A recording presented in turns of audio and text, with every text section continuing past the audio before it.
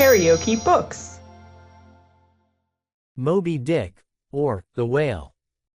Herman Melville. Audiobook. Chapter 13. Wheelbarrow.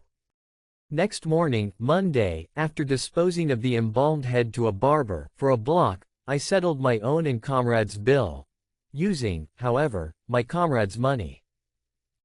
The grinning landlord, as well as the boarders, seemed amazingly tickled at the sudden friendship which had sprung up between me and Queequeg, especially as Peter Coffin's cock and bull stories about him had previously so much alarmed me concerning the very person whom I now companied with.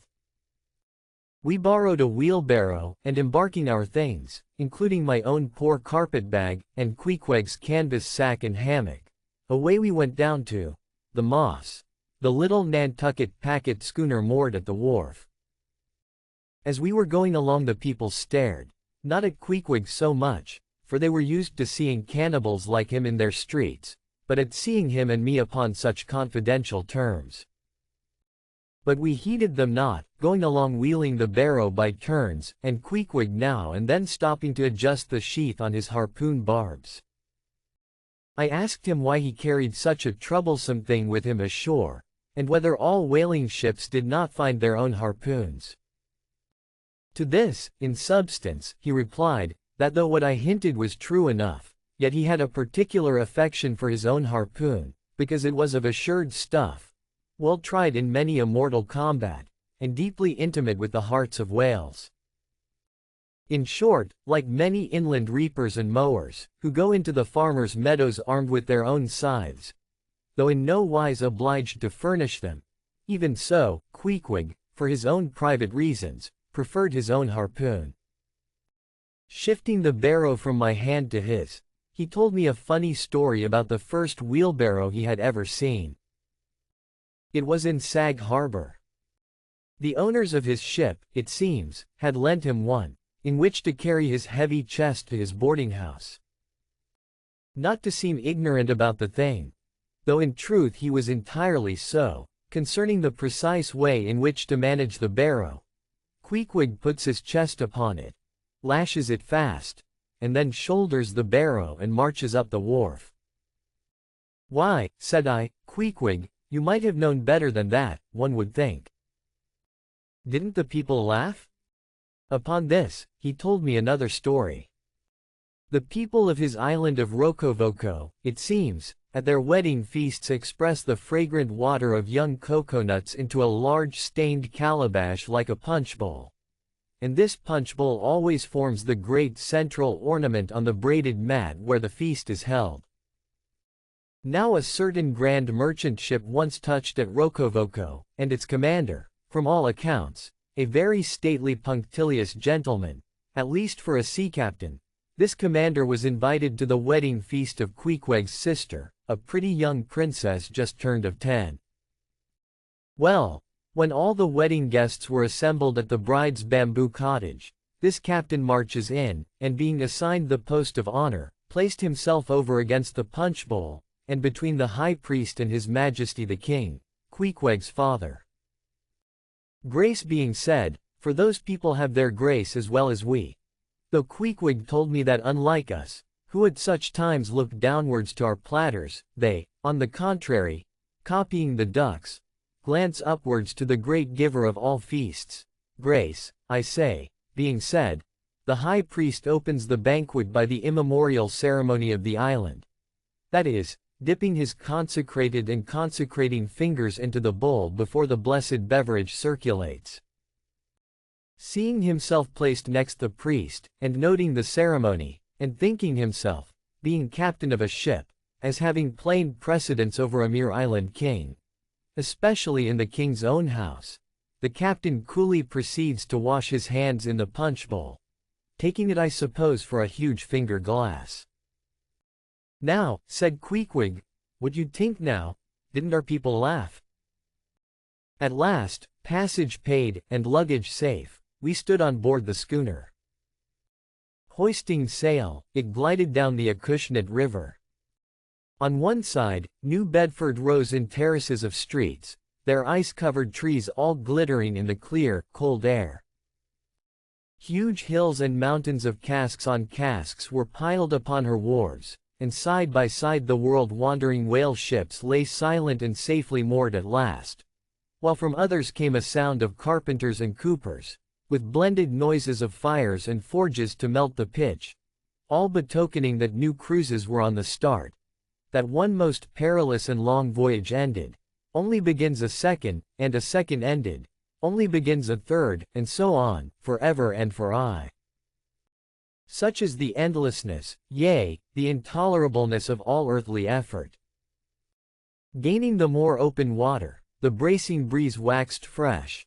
The little moss tossed the quick foam from her bows, as a young colt his snortings. How I snuffed that Tartar air! How I spurned that turnpike earth! That common highway all over dented with the marks of slavish heels and hoofs, and turned me to admire the magnanimity of the sea which will permit no records. At the same foam fountain, Queequeg seemed to drink and reel with me. His dusky nostrils swelled apart, he showed his filed and pointed teeth. On we flew, and our offing gained, the moss did homage to the blast, ducked and dived her bows as a slave before the Sultan. Sideways leaning, we sideways darted, every rope yarn tingling like a wire, the two tall masts buckling like Indian canes in land tornadoes. So full of this reeling scene were we, as we stood by the plunging bowsprit, that for some time we did not notice the jeering glances of the passengers, a lubber-like assembly, who marveled that two fellow beings should be so companionable, as though a white man were anything more dignified than a whitewashed Negro. But there were some boobies and bumpkins there, who, by their intense greenness, must have come from the heart and center of all verdure. Queequeg caught one of these young saplings mimicking him behind his back. I thought the bumpkin's hour of doom was come.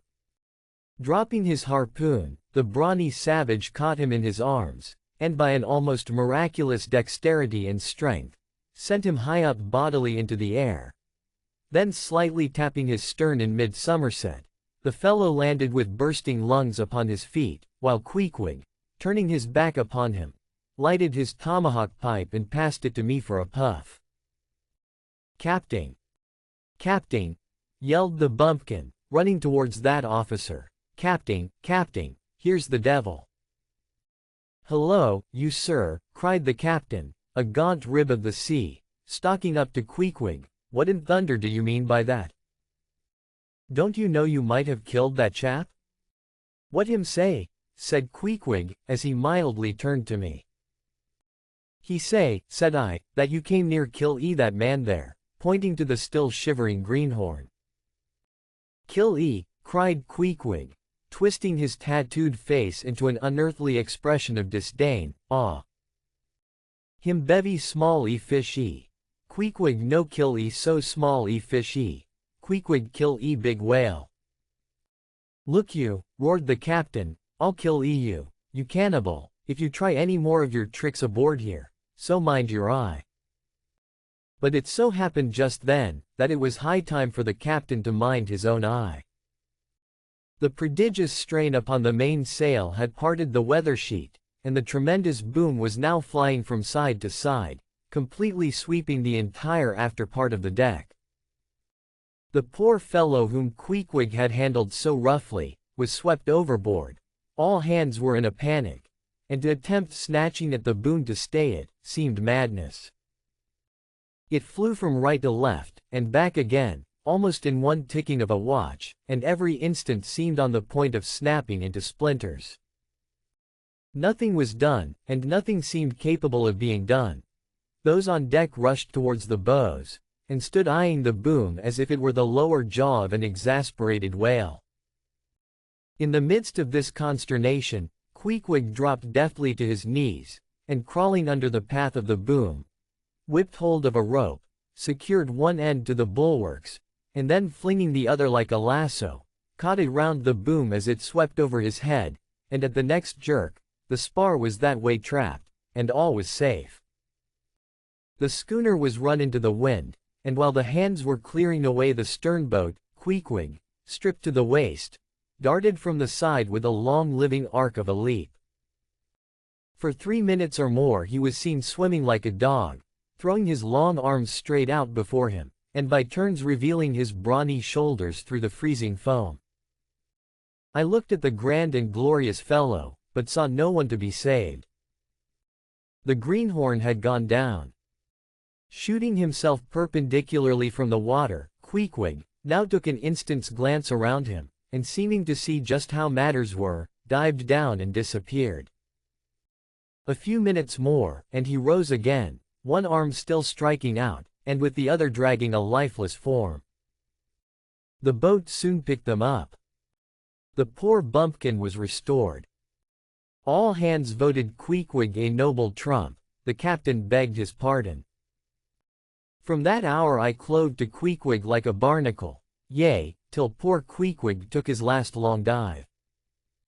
Was there ever such unconsciousness?